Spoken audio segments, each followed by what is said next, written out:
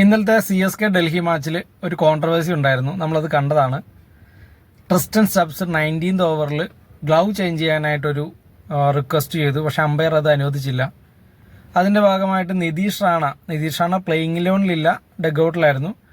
ഡഗ്ഔട്ടിൽ അമ്പയറുടെ അടുത്ത് ഭയങ്കരമായിട്ട് റേസായി. അതിൻ്റെ ഫലമായിട്ട് നമ്മളിന്ന് കണ്ടു, നിതീഷ് റാണേനെ ഫൈൻ ചെയ്തു. 25% മാച്ച് ഫീ ഫൈൻ ചെയ്തു. അതുപോലെ തന്നെ ഒരു ഡീമെറിറ്റ് പോയിന്റും നിതീഷ് റാണയ്ക്കെതിരെ കിട്ടി. ശരിക്കും ആ മാച്ച് ട്രിസ്റ്റൻ സ്റ്റബ്സ് അവിടെ നിൽക്കുമായിരുന്നെങ്കിൽ ഒരു പക്ഷേ ഡൽഹിക്ക് ജയിക്കാനൊരു സാധ്യതയുണ്ടായിരുന്നു. കാരണം ബാക്കിയെല്ലാം കുൽദീപ് യാദവും പിന്നെ ബോളേഴ്സ് ആയിരുന്നു വരാനുള്ളത്. ആ ഒരു ഇൻസിഡൻറ്റോട് കൂടി തന്നെ നെക്സ്റ്റ് ബോളിലോ അതിൻ്റെ അപ്പുറത്തെ ബോളിലോ ട്രിസ്റ്റൻ സ്റ്റബ്സ് ഔട്ടായി. അതോടുകൂടി ഡൽഹിയുടെ ഓൾമോസ്റ്റ് വിൻ ചെയ്യാനുള്ള അവസരങ്ങളെല്ലാം തീർന്നു. ഇതൊരു ശരിക്കും പറഞ്ഞാൽ ഗ്ലൗ ചേഞ്ച് എന്ന് പറഞ്ഞാൽ മിഡ് ഓവറിൽ IPL ഒരിക്കലും അനുവദിക്കാറില്ല. ഇപ്പോൾ ഗ്ലൗസ് ചേഞ്ച് ചെയ്യണമെങ്കിൽ ഒരു ഓവർ കഴിഞ്ഞ് അടുത്ത ഓവർ തുടങ്ങുന്നതിന് മുമ്പുള്ള ഗ്യാപ്പിലാണ്. അത് ടൈം സേവ് ചെയ്യാനായിട്ടാണ്, ഒരിക്കലും കളി ഡിലേ ചെയ്യാതിരിക്കാനാണ് അമ്പയർമാർ അങ്ങനെ ചെയ്യുന്നത്. അതിനെതിരെ ശരിക്കും പറഞ്ഞാൽ ഇങ്ങനെ ഇത്രയും കോൺട്രവേഴ്സി ഉണ്ടാക്കേണ്ട ഒരു കാര്യമില്ലായിരുന്നു.